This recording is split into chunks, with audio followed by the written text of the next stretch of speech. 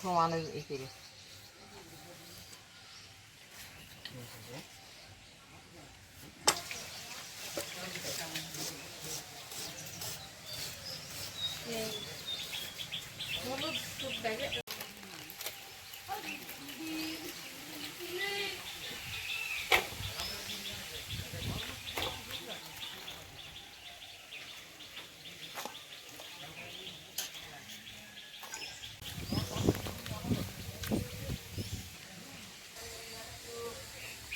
হলুদ দিলাম, দইনের গুঁড়া দিলাম, লবণ দিব,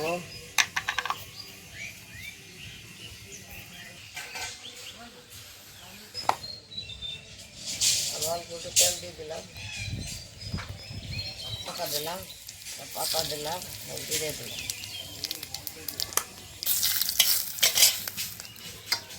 পেস্ট করে দিলাম,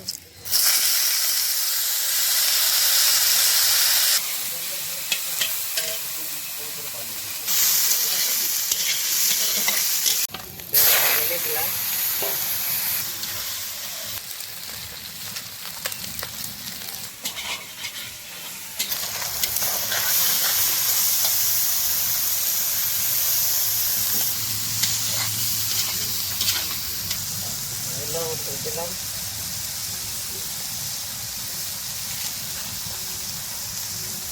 দিলাম দিলাম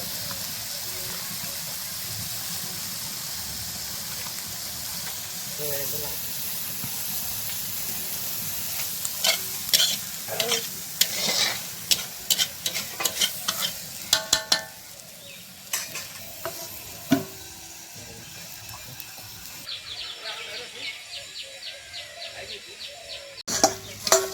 পাঁচ মিনিট ডেকে রাখলাম, দিয়ে দিলাম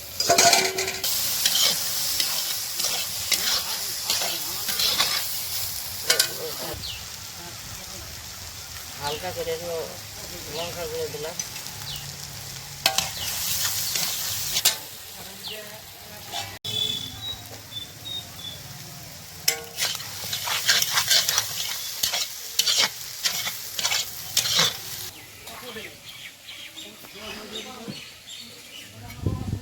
দারুণ হয়েছে।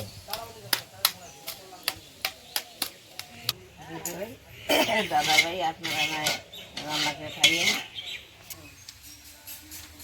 দিদি ভাই দাদা ভাই আমার এই পেঁড়ার তরকারিটা কেমন লাগে আপনারা খাইয়ে দেখেন, তারপর লাইট করে দিবেন।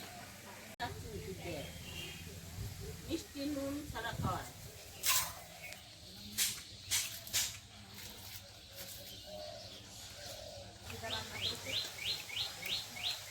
অনেকগুলো পেঁটা ছিল, তাই ভাবলাম যে পেঁটার তরকারি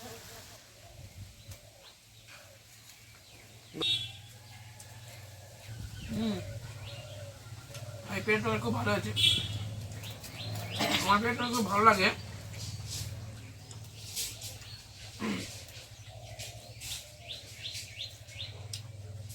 আমার দিদা রান্না করেছে তো তার জন্য ভালো লাগছে। আমার দিদা ভাই সব রান্না খুব ভালো পারে।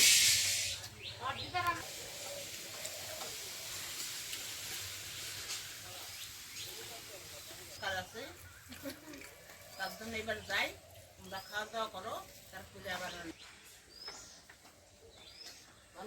স্বাদ এসে আপনারা এমনভাবে রান্না করে খাইয়েন। পেটা একটু বেশি না হলে ভালো লাগে না, একটু পেটাটা একটু বেশি বেশি থাকবে, একটু পেঁয়াজ মেয়াজ বেশি থাকবে তো ভালো লাগবে। আজকে পেটাটা বেশি আছে, আবার পেঁয়াজটা বেশি দিয়েছে, খুব ভালো হয়েছে।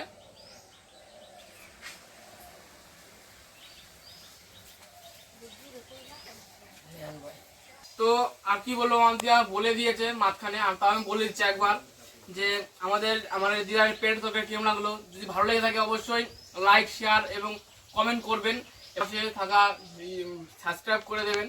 এবং পরে আমরা নতুন ভালো একটা ভিডিও নিয়ে আসছি। তখন ভালো থাকুন, সুস্থ থাকুন, বাই, টাটা। আর ভিডিওটা দেখার জন্য ধন্যবাদ।